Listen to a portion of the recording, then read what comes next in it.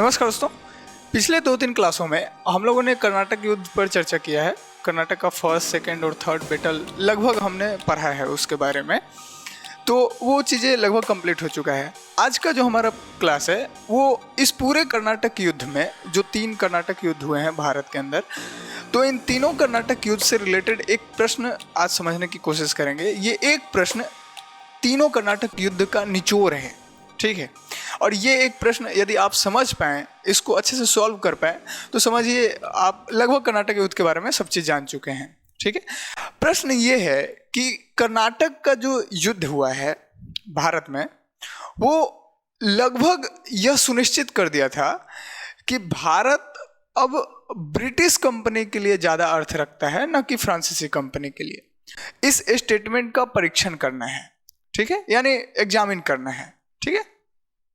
ये प्रश्न आप यहाँ पर भी देख सकते हैं, हम लिख दिए थे कि कर्नाटक का युद्ध भारतीय उपमहाद्वीप के इतिहास में एक महत्वपूर्ण मोड़ था, जिसने ब्रिटिश और फ्रांसीसी कंपनियों के बीच संघर्ष को दर्शाया। इस युद्ध ने लगभग यह सुनिश्चित कर दिया कि भारत अब ब्रिटिश कंपनी के लिए अर्थ रखता है, न कि फ्रांसीसी कंपनी के लिए। इस कथन का परीक्षण करना है, बताना है कि एक्चुअल में ये जो स्टेटमेंट है ये सही है या फिर गलत है। सही है तो प्रूफ कीजिए, ठीक है, एग्जामिन करना। तो शायद ये प्रश्न आपको पता नहीं समझ में आ पा रहा है या फिर नहीं। यदि आप तीनों क्लास पढ़े हैं तो आपको जरूर समझ में आ जाएगा। देखिए, हम समझा देते हैं, ज़्यादा समय तो नहीं लगेगा इसमें, एक ही प्रश्न है तो इसको अच्छे से समझ लेते हैं, लेकिन गहराई वाला प्रश्न है तो आप समझिए। देखिए, कर्नाटक में जो युद्ध हुआ है वो वैश्विक संघर्ष का हिस्सा था। जैसे यूरोप में ब्रिटेन और फ्रांस 2 बड़ी शक्ति थी, आपस में प्रतिस्पर्धा करती थी। शक्ति का बैलेंस किसके पास रहेगा इसको लेकर के उनमें संघर्ष होता था। और वो दोनों जहाँ जहाँ भी गए हैं, चाहे वो अमेरिका, नॉर्थ अमेरिका में गए हों या फिर एशिया में आए हों, यानी कि भारत में, तो जहाँ जहाँ भी वो गए हैं वहाँ वहाँ उनके बीच आपस में संघर्ष हुआ है। और कर्नाटक का युद्ध उसी वैश्विक संघर्ष का हिस्सा था जो ब्रिटेन और फ्रांस यूरोप में कर रहे थे। अब आप देखिएगा तो कर्नाटक में पहला जो बैटल हुआ था वो यूरोप में ही ऑस्ट्रिया का उत्तराधिकारी कौन बनेगा इसको लेकर के हुआ था। और सेकेंड बैटल में अनवरुद्दीन, एक्चुअल में देखिए, जो हैदराबाद का नवाब कौन बनेगा, कर्नाटक का कौन बनेगा, और इन दोनों के बीच फ्रेंच और ब्रिटिश कंपनी आ जाते हैं कि आखिर हम अगर नवाब बनाते हैं तो नवाबों को कठपुतली की तरह नचाएंगे और जो राजनीतिक हस्तक्षेप होगा वो बेहतर तरीके से हम कर पाएंगे, जिससे हमारा मुनाफा बढ़ेगा। क्योंकि अगर पॉलिटिकल पावर हाथ में आ जाए ना तो इकोनॉमिकल पावर फिर आसानी से आ जाता है। तो ये कोशिश कर रहे थे सेकेंड बैटल के टाइम में, यही की वजह से हुआ था सेकेंड कर्नाटक युद्ध। और थर्ड कर्नाटक युद्ध जो यूरोप में सप्तवर्षीय युद्ध हुआ था, उसकी वजह से भारत में भी थर्ड कर्नाटक बैटल हुआ और अंततः ब्रिटिश कंपनी जीत जाता है। आप देखिएगा तो वांडीवर्स के युद्ध में ब्रिटिश कंपनी जीत हासिल करता है, फ्रांस हार जाता है। उधर फ्रांस उत्तर अमेरिका में भी कनाडा खो देता है, हार जाता है, और कुल मिलाकर के फ्रांसीसी साम्राज्य का ही हार हो जाता है। तो बहुत अपमान होता है। इसका लेकर के दीर्घकालिक परिणाम भी हमने बताया था तीसरी क्लास में कि फ्रेंच में रिवॉल्यूशन का जड़ यहाँ पर बीज दिखता है, अमेरिका में रिवॉल्यूशन का बीज दिखता है इस सप्तवर्षीय युद्ध की वजह से।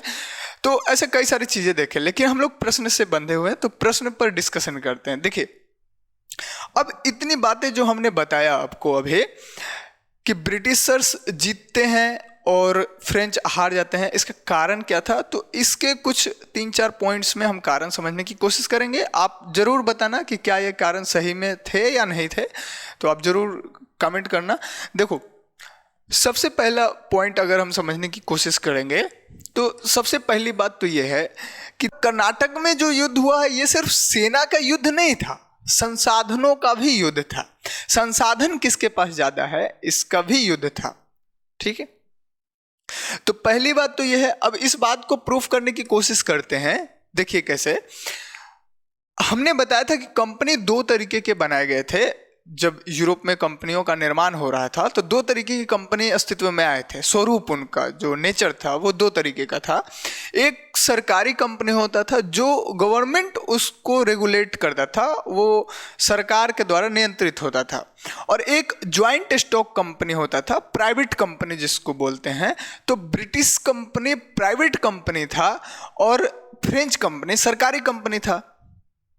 तो जो भी मुद्दा उठा है, या फिर कर्नाटक में हो या फिर अमेरिका में हो या यूरोप, जो भी जहाँ जहाँ उनका कंपनी था, तो खास करके कर्नाटक में देखते हैं कि अगर किसी भी मैटर को लेकर के कोई इशूज आया है तो उस पर अगर तुरंत निर्णय लेना है, तुरंत निर्णय करना है, तो फ्रेंच कंपनी क्या करता था कि लेट करता था। कारण क्या है कि सरकार उसमें हस्तक्षेप करता था, और सरकार के पास सिर्फ आप ही का काम नहीं है ना, उसको फ्रांस भी देखना है, पूरा अमेरिका भी देखना है, फिर इधर आपको भी देखना है, तो मॉरिशस भी देखना है। हर तरह का उनका काम होता है ना सरकार का। तो सरकार का काम वैसे भी लेट होता है, तो निर्णय त्वरित नहीं होता था, जल्दी नहीं होता था। लेकिन यही ब्रिटिश कंपनी में देखो तो वो ज्वाइंट स्टॉक कंपनी था, उनका मैनेजमेंट प्राइवेट था, तो उनको कोई मतलब ही नहीं था देश से, ब्रिटेन से कोई मतलब नहीं था, उनका अपना बस कंपनी से मतलब है। तो जो भी काम करना है तुरंत निर्णय होता था, तुरंत एक्शन लिया जाता था। तो ये निर्णयन का जो क्षमता था वो बहुत जल्दी तीव्रता से होता था ब्रिटिश कंपनी से, और फ्रेंच कंपनी में स्लो प्रोसीजर था। इसलिए ये भी एक कारण है। तीसरा पॉइंट यदि हम देखें, अब ये तो निर्णय था ही, तीसरा पॉइंट आप देखिएगा तो फ्रांस जो है एक्चुअल में वो देश अपने आप को शक्ति का संतुलन अपने आप में घोषित करना चाह रहा है यूरोप में कि हम ज़्यादा पावरफुल हैं। तो फ्रांस ज़्यादातर यूरोप के मामलों में उलझ के रह गया था। वो न तो कर्नाटक पर अच्छे से ध्यान दे पाया और न ही उत्तर अमेरिका पर, कनाडा में, ठीक है। और ब्रिटेन क्या था, ब्रिटेन तो अपना सरकार वहाँ देख ही रहा है, लेकिन ब्रिटिश कंपनी जो है वो तो ज्वाइंट स्टॉक है, वो तो कई व्यापारियों के समूह के द्वारा बनाया गया कंपनी है। तो वो अपना समूह कंपनी जो मतलब जो प्राइवेट लोग थे वही अपना देख लेते थे इन लोगों को, और सरकार से थोड़ा सा एगो लेटर लिखे कि थोड़ा सा हमको सैनिक सहायता दे दो, ये दे दो, मतलब कुछ कुछ जरूरत है तो मांग लिए, वो अपना भेज दिया। सरकार इतना फेरे में नहीं है इन लोगों का, ये लोग अपना ही मैनेज कर रहे हैं, प्राइवेट आदमी है, ठीक है, कंपनी का। इसलिए ब्रिटिशर्स कर्नाटक पर भी बेहतर तरीके से काम कर पाए और उत्तर अमेरिका में भी काम कर पाए। तो ये भी एक कारण था। और एक और कारण जहां हम देख पा रहे हैं कि ब्रिटिश कंपनी का जो अधिकारी होता था कंपनी का, वो अधिकारी भी चुना जाता था प्राइवेट लोगों के द्वारा, ठीक है। जैसे मैनेजमेंट चुना जाता था उसी तरीके से अधिकारी भी प्राइवेट लोगों के द्वारा चुना जाता था। तो प्राइवेट लोग में जो चुना जा रहा है वो एक्चुअल में योग्य होते थे, ठीक है। वो जो अधिकारी होते थे वो बहुत ही क्वालिफाइड होते थे, काम करने लायक होते थे। जैसे रॉबर्ट क्लाइव अब देखो, सर आयरकूट को देखो, तो ये सब अधिकारी बहुत ही काम योग्य अधिकारी होते थे।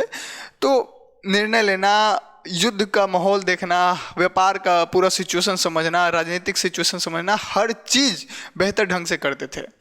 लेकिन फ्रेंच कंपनी का जो अधिकारी होता था वो सरकार के द्वारा रेगुलेट हो रहा, तो सरकार उसको चुन करके भेजता था। तो काउंट डिलाली है या फिर बुस्सी है, ये सब उतने योग्य अधिकारी नहीं थे। चाहे गोडेहू को आप देखो तो उतना बेहतर अधिकारी नहीं था। हाँ, एक अपवाद है डुप्ले जो था वो एक्चुअल में बेहतर था, लेकिन उसको सेकंड कर्नाटक युद्ध के बाद वापस ही बुला लिया गया। उस पर कई सारे भ्रष्टाचार का आरोप लगाया गया कि तुम हमारे कंपनी का खर्चा बढ़ा रहा है, तुम वापस आओ, है ना। तो जो योग्य था उसको तो आप बुला ही लिए, दूरदर्शी था, वो दूर की सोचता था, लेकिन अब वापस बुला लिए तो फिर हारना तो तय है। तो अधिकारियों का भी बहुत बड़ा असर होता है युद्ध के अंदर। और एक लास्ट चीज़ें हम जहाँ तक देख पा रहे हैं कि कर्नाटक का जो थर्ड बैटल हुआ था वो 1758 में हुआ था, ठीक है। 1758 ईस्वी में शुरू हुआ एक्चुअली में मान सकते हैं।